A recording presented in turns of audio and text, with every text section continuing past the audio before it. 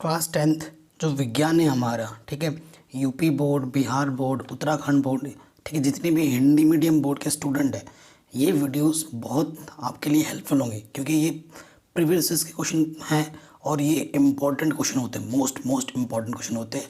तो इसको हमें ज़रूर देख के जाना है, ठीक है। सो ये 2020 का सॉल्व क्वेश्चन पेपर है, इसको मैं समझाऊंगा और जो क्वेश्चन इसमें टिपिकल लैंग्वेज में लिखा हुआ है आंसर, उसको मैं सिंपल में भी बता दूंगा।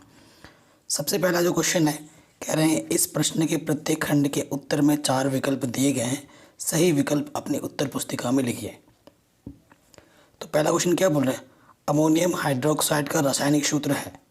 तो अमोनियम हाइड्रोक्साइड का जो रासायनिक सूत्र है वो है NH4OH, ठीक है, यानी कि उत्तर नंबर सेकंड, ठीक है।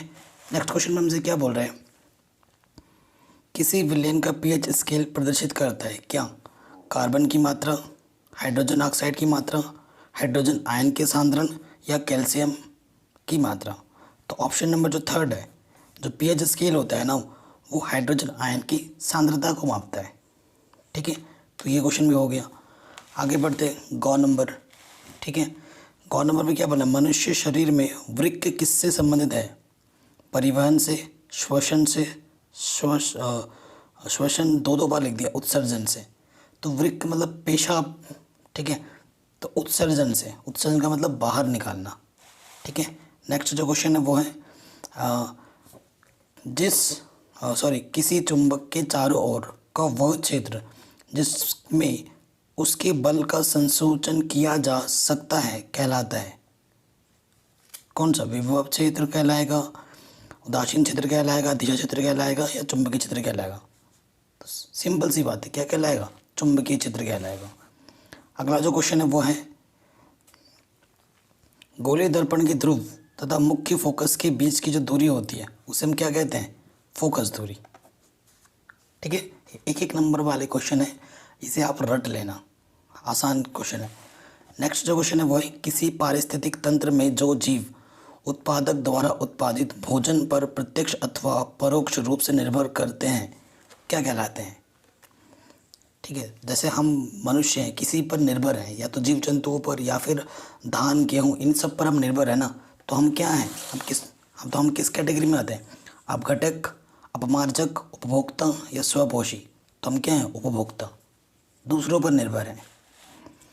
अगला क्वेश्चन हमसे पूछा है वर्षा के जल का pH मान जब 5.6 से कम हो जाता है तो वो क्या कहलाती है, तो वो कहलाती है अम्ल वर्षा, ठीक है। पुंकेश्वर एवं स्त्रीकेशर दोनों युक्त पुष्प क्या कहलाते हैं, उभयलिंग, जिसमें पुंकेश्वर भी हो, जिसमें स्त्रीकेशर भी हो, उसे हम क्या बोलते हैं, उभयलिंगी पुष्प, ठीक है।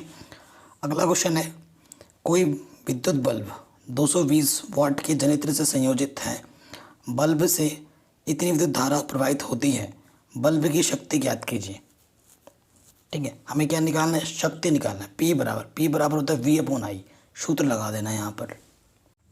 देखो इसका मतलब क्या हुआ, हमें वोल्ट है ना, ये वोल्ट लिखा हुआ है यानी कि हमें दे रखा है विद्युत बल्ब V है यानी कि हमें 220 वाट, यानी कि हमें V दे रखा है।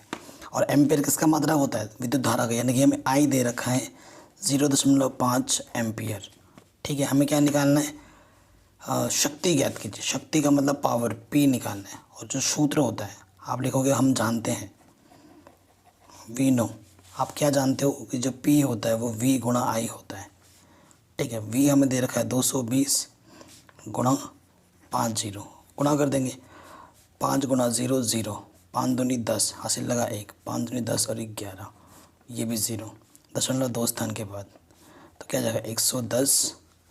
शक्ति का मात्रक क्या होता है, वाट,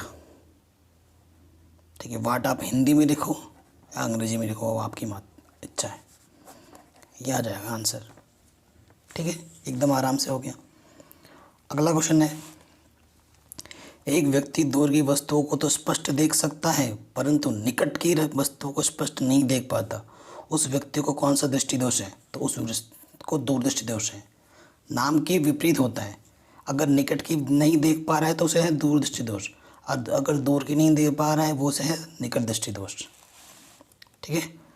ऊर्जा के एक वैकल्पिक स्रोत का नाम लिखिए, सौर ऊर्जा। जैसे हमारे पास क्या है, ईंधन के तौर पर हम क्या यूज़ करते हैं, जैसे कि पेट्रोल है, कोयला है। तो इसी का एक जो वैकल्पिक स्रोत है, क्योंकि आगे चल कर क्या होगा, जो डीजल पेट्रोल है वो ख़त्म हो जाएंगे, तो उसका एक जो उसकी जगह पर हम दूसरा चीज़ जिसका प्रयोग कर सकते हैं वो क्या है, सौर ऊर्जा। सूर्य से की ऊर्जा को हम प्रयोग करके देख रहे हैं। आज सोलर पैनल होते हैं ना, जिससे हम बिजली का उपयोग करते हैं। सौर ऊर्जा से हम खाना भी पका सकते हैं। तो उसका एक वैकल्पिक स्रोत जो है वो है सौर ऊर्जा। अगला क्वेश्चन है, संयोजन अभिक्रिया किसे कहते हैं, एक उदाहरण भी दीजिए। अच्छा, संयोजन अभिक्रिया क्या होती है, मैं लिख दे रहा हूँ। वह रासायनिक अभिक्रिया, प्रॉपर पूरे अच्छे तरीके से, वह रासायनिक अभिक्रिया जिसमें दो या दो से अधिक अभिकारक मिलकर एक नए उत्पाद का निर्माण करते हैं,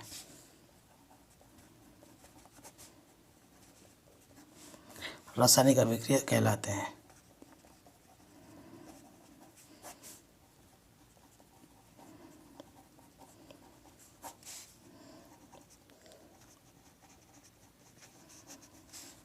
ठीक है, इस तरीके से लिख देना है।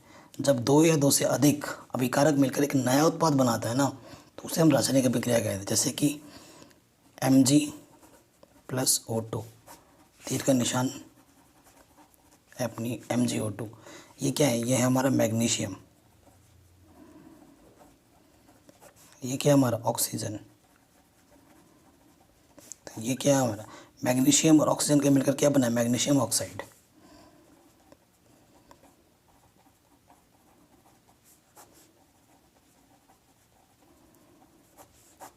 ठीक है, तो इस अभिक्रिया को हम क्या बोलते हैं, रासायनिक अभिक्रिया। ठीक, अगला क्वेश्चन है, अभिक्रियाशीलता के आधार पर धातुओं को कितने वर्गों में विभाजित किया जा सकता है, नाम लिखिए। तो उत्तर क्या, अभिक्रियाशीलता के आधार पर धातुओं को 3 वर्गों में विभाजित किया जा सकता है। उच्च क्रियाशील धातुएं, मध्यम क्रियाशील धातुएं और निम्न क्रियाशील धातुएं। ठीक है, हो गया। आगे बढ़ते हैं क्वेश्चन नंबर 9 में। कह रहे हैं, स्वपोषी तथा विषमपोषी पोषण में क्या अंतर है, प्रत्येक का एक उदाहरण भी दीजिए। तो स्वपोषी पोषण क्या होता है, जो अपना भोजन खुद बना सकते हैं, और विषमपोषी क्या होता है, जो अपना भोजन खुद नहीं बना सकते, जिन्हें दूसरों पर निर्भर रहना पड़ता है। ठीक है, ये मत सोचना कि मनुष्य एक स्वपोषी है। मनुष्य, हम अपना भोजन खुद नहीं बनाते। आप सोच रहे हो किचन में जाके हम खाना बनाते हैं, ऐसा कुछ नहीं है। मतलब किसी पे भी जब निर्भर ना रहना पड़े, ठीक है, वो होते हैं स्वपोषी। जैसे कि पेड़ पौधे अपना भोजन खुद ही से बनाते हैं। आप थोड़ी ना उसके नीचे जाके खाना देते हो कि भाई रोटी खा ले, चावल खा ले, करते हो क्या, नहीं। तो स्वपोषी क्या होते हैं, मरुद्भिद पौधे रात्रि में कार्बन डाइऑक्साइड लेते हैं और एक मध्यस्थ उत्पाद बनाते हैं, दिन में क्लोरोफिल ऊर्जा अवशोषित करके। ये जो परिभाषा इस बुक में लिखी वो थोड़ी अजीब है, इसको मत लिखना आप। ठीक है, आप कैसे लिखना है, स्वपोषी में क्या लिखना, वह जीव जंतु, ठीक है, वह जीव जंतु या पेड़ पौधे जो अपना भोजन स्वयं बनाते हैं वह स्वपोषी होते हैं। उदाहरण के लिए पेड़ पौधे। और विषमपोषी में क्या लिखोगे, वह जो भोजन के लिए किसी दूसरों पर निर्भर रहते हैं उसे हम विषमपोषी पोषण कहते हैं या विषमपोषी कहते हैं। उदाहरण के लिए मनुष्य, ठीक है, या शेर, गाय, भैंस, बकरी, ये सब लिख दोगे। अगला क्वेश्चन है, अग्नाशय रस में पाए जाने वाले 2 एंजाइमों के नाम लिखिए। तो अग्नाशय रस में जो 2 एंजाइम पाए जाते हैं वो हैं ट्रिप्सिन और लाइपेस।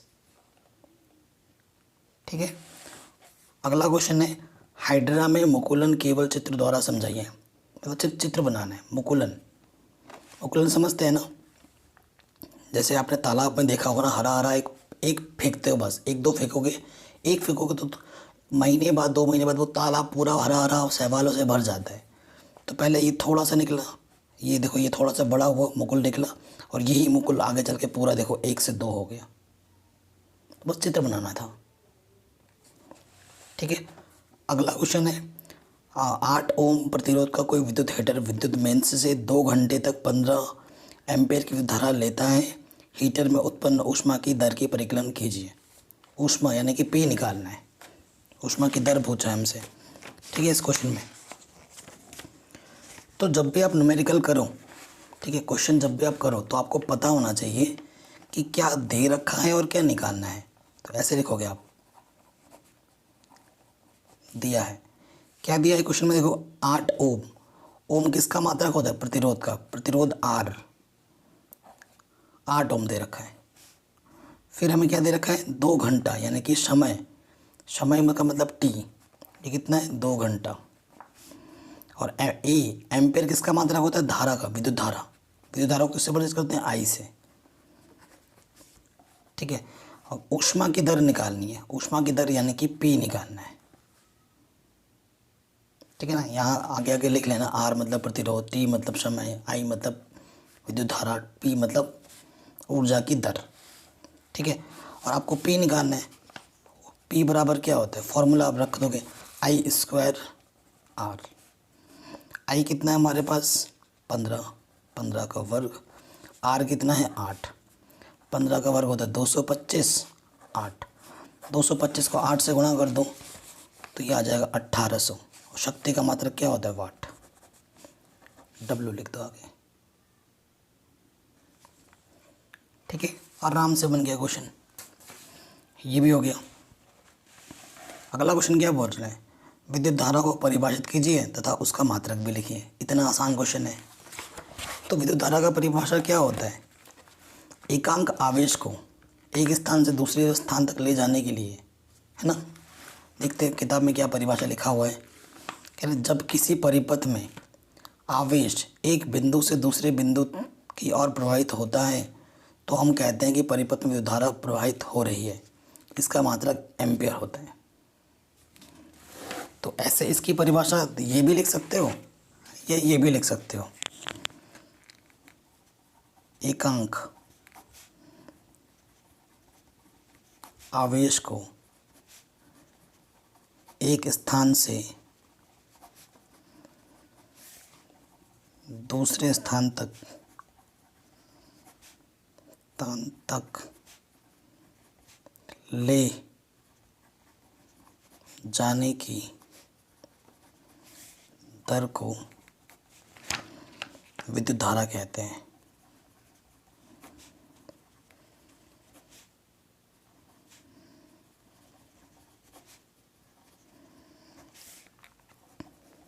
इसे आई से प्रदर्शित किया जाता है।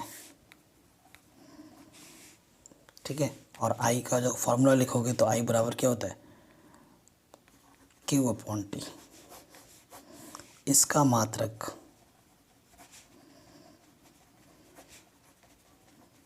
एम्पियर ए, इसका मात्रक एम्पियर ए होता है।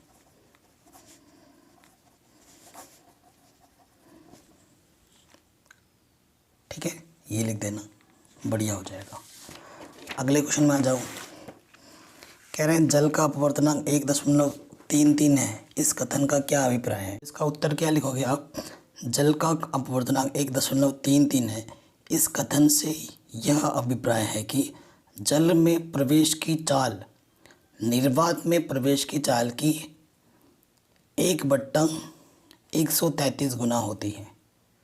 यहाँ पे जो भी लिखा होगा ना उसको बट्टे में कर दो।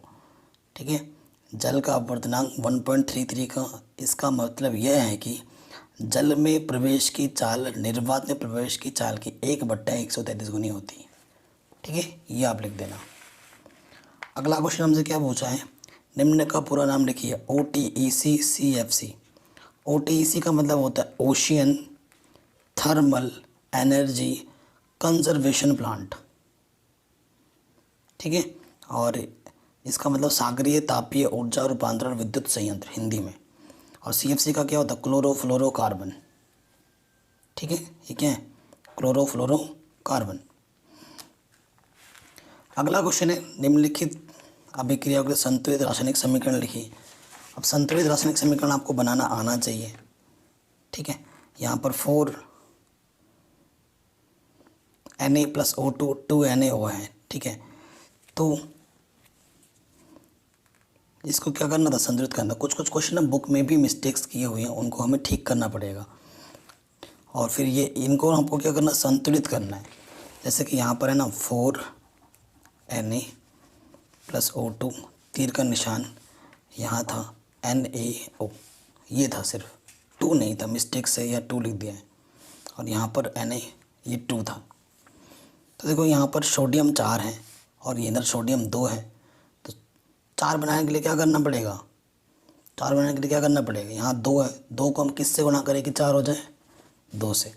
सोडियम 4 हो गया और यहाँ ऑक्सीजन पे कितना हो गया, 2, एक के साथ ये 2 है ना, मतलब 2 का मतलब 2 का सब में गुणा हो रहा है। ऑक्सीजन भी 2 हो गया, इधर भी 2 हो गया, तो आपने किससे गुणा किया, ओनली 2 से। दूसरा हमारे पास था Fe2O3 2 एल्यूमिनियम,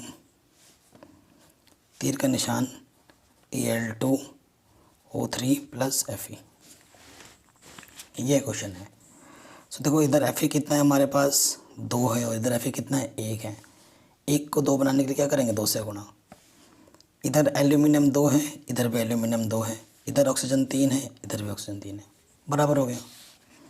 तीसरा हमारे पास था NaOH Zn, फिर है Na2 ZnO + H2। ठीक है, अब देखो सोडियम इधर कितना है, 2 है, इधर सोडियम कितना है, 1 है, तो हमें 1 को 2 बनाना पड़ेगा, यहाँ O2 है। ठीक है, यहाँ सोडियम को 2 बनाने के लिए क्या करना पड़ेगा, 2 से गुणा। सोडियम 2 हो गया, ऑक्सीजन भी 2 हो गया और हाइड्रोजन भी कितना हो गया, 2। इधर हाइड्रोजन कितना है, 2, इधर भी हाइड्रोजन 2 है, इधर सोडियम 2 है, इधर भी सोडियम 2 है, इधर Zn 1 है, इधर भी Zn 1 है, इधर ऑक्सीजन 2 है, इधर भी ऑक्सीजन 2 है।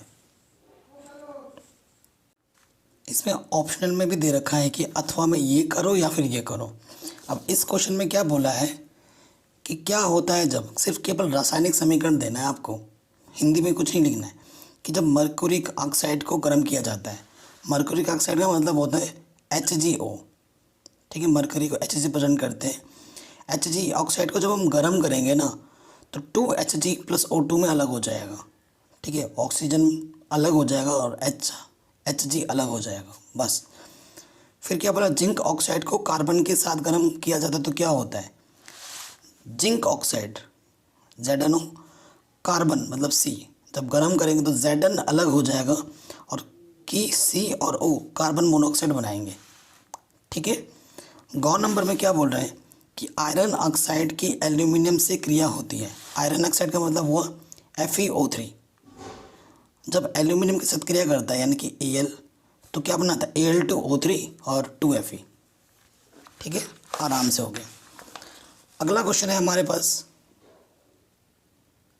अगला क्वेश्चन हमसे क्या बोल रहे हैं, निम्नलिखित तत्वों के इलेक्ट्रॉनिक विन्यास कोशों में लिखिए। ठीक है, मैं आपको बताना चाहता हूँ कि कोशों में लिखने का जो तरीका होता है वो क्या होता है। यहाँ तो डायरेक्ट किया हुआ है, ये जैसे प्रथम कोशों में लिखने का जो रूल है ना, वो होता है 2n²। n होता है कक्षाओं की संख्या, जैसे ये 1 है, ये 2 है, ये 3 है, तो नियम चलता है पहले में अधिकतम 2 आ सकता है, दूसरे में 8, फिर 18, ये नियम चलते हैं। ठीक है, अधिकतम इलेक्ट्रॉनों की बात हो रही है यहाँ पर, ये ध्यान रखना। तो Mg कितना है, सॉरी पहला Al, एल्यूमिनियम का 13, तो पहले में तो आ सकता है 2, बचे 13, दूसरे में अधिकतम आ सकता है 8, तो 2 और 8 10 हो गए, तो बचे कितना 3, तो लास्ट वाले में कितना आएगा 3। फिर क्या है हमारे पास Mg का होता है 12, पहले में आएगा 2, दूसरे में आएगा 8, 2 और 8 10, बचे 2। ठीक है, Na का मतलब सोडियम का होता है 11, पहले में 2, दूसरे में आ सकता है अधिकतम 8, 2 और 8 10, बचे 1। ठीक है, इन सब को जोड़ने पर इनकी कक्षाओं के बराबर होना चाहिए। ठीक, ये भी हो गया।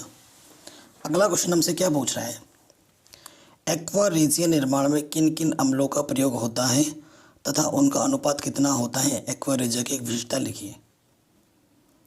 तो इनमें दो चीज़ों का प्रयोग होता है, एक होता है सांद्र हाइड्रोक्लोरिक अम्ल और होता है सांद्र नाइट्रिक अम्ल। 3:1 में मिलाया जाता है इसको, बस इतना याद रखना। क्या कहने, एक्वा रेजिया के निर्माण में सांद्र हाइड्रोक्लोरिक अम्ल तथा सांद्र नाइट्रिक अम्ल का प्रयोग किया जाता है। इसे बनाने में सांद्र हाइड्रोक्लोरिक अम्ल तथा सांद्र नाइट्रिक अम्ल को 3:1 के मिलाया कर बनाया जाता है। इसकी यह विशेषता है कि यह अत्यंत संचारक प्रवृत्ति का होता है तथा सोना प्लेटिनम आदि को घोलने में सक्षम होता है। ठीक है। अगला क्वेश्चन है, प्रकाशानुवर्तन क्या होता है। प्रकाशानुवर्तन क्या होता है, जब आप घर के अंदर कोई पेड़ पौधे लगाते हो ना, तो उसके पत्ते देखना, उसके पत्ते फूल वगैरह जिस तरफ से रोशनी आ रही होगी ना, उस तरफ उसके पत्ते वगैरह रोशनी की तरफ मुड़ जाते हैं। ठीक है, तो इसी परिवर्तन को, इसी अनुवर्तन को प्रकाशानुवर्तन कहा जाता है। ये देखो, ये चित्र में भी दिखा रहा होगा, यहाँ से रोशनी आ रही है तो इसका मुंह इधर से धीरे धीरे होते होते इधर मुड़ना शुरू हो जाएगा। प्रकाशानुवर्तन है, गुरुत्वानुवर्तन है, स्पर्शानुवर्तन है, जलानुवर्तन है, ये सब पढ़ा होगा आपने। तो आज के इस वीडियो में क्वेश्चन नंबर 20 तक रखते हैं और बाकी जो 16 क्वेश्चन बच रहे हैं वो हम नेक्स्ट वीडियो में कर लेंगे। अगर वीडियो अच्छी लगी हो तो लाइक शेयर ज़रूर करें। एनसीईआरटी बहुत ज़रूरी है, अगर आपने एनसीईआरटी ढंग से पढ़ी है तो ये शब्द तो आपके लिए बहुत ही हलवा है। और हम मैथ के साथ भी पढ़ रहे हैं, मैथ भी पढ़ रहे हैं विज्ञान के साथ साथ, तो उनको भी ज़रूर देखना।